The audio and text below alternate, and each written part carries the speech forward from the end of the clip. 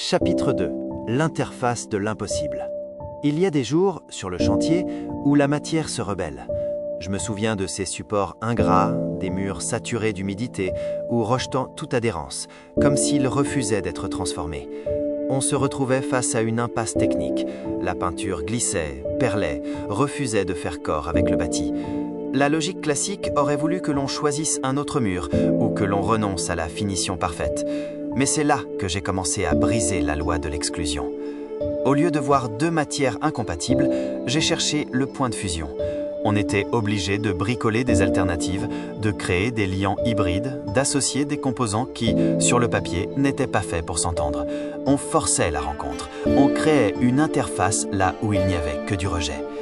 Dans ma tête, le support difficile, c'était ma vie de paria, ma misère, l'isolement de ma famille. La peinture, c'était ma vision, mon projet Star Lotus, les étoiles. Le monde me disait « ça ne prendra jamais, ton support est trop dégradé pour recevoir une telle ambition. L'unification ne collera pas sur ta réalité ». Mais j'ai appliqué la leçon de l'artisan. J'ai créé ma propre interface. J'ai utilisé ma douleur comme un après, une couche d'accroche.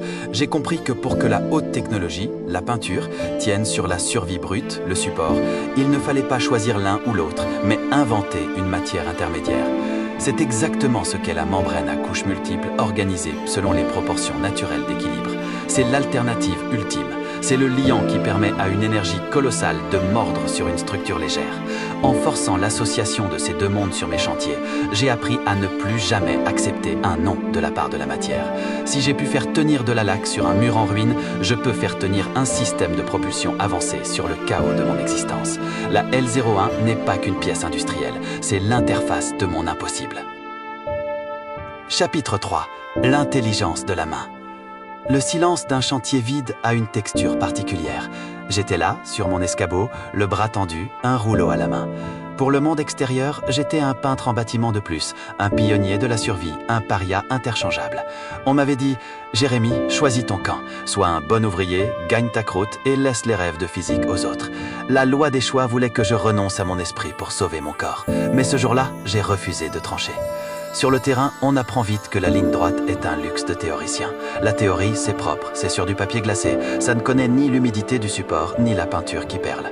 On s'est souvent aperçu qu'en pratique, on pouvait y aller beaucoup plus loin que ce qui est écrit dans les manuels. Parfois, le support nous défiait tellement qu'on était obligé d'inventer des alternatives, d'associer des matières qui n'étaient pas faites pour vivre ensemble. Il fallait forcer la rencontre, créer une interface là où il n'y avait que du rejet.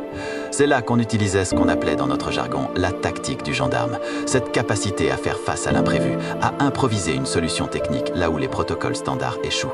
Le manque de moyens t'oblige à faire des choses qui défient toutes les lois établies. Dans l'urgence de la survie, tu tentes des mélanges interdits, tu forces des réactions chimiques, tu détournes l'usage des objets. J'ai souvent eu l'impression de défier la nature elle-même pour que la matière tienne. Cette capacité à faire plus avec rien, c'est ce qui a forgé le cœur de la L01. Le monde scientifique s'étonne aujourd'hui qu'une architecture aussi fine puisse rester stable face à des chaleurs extrêmes. Il cherche l'explication dans des équations complexes, mais l'explication est ailleurs. Elle est dans ces années de faiblesse, où j'ai dû apprendre à tordre la réalité pour ne pas couler. J'ai brisé la loi des choix parce que je n'avais pas le luxe de choisir. J'ai unifié le manque et l'ingéniosité. En associant ces mondes, celui de la poussière et celui des étoiles, j'ai créé une adhérence que personne n'avait prévue.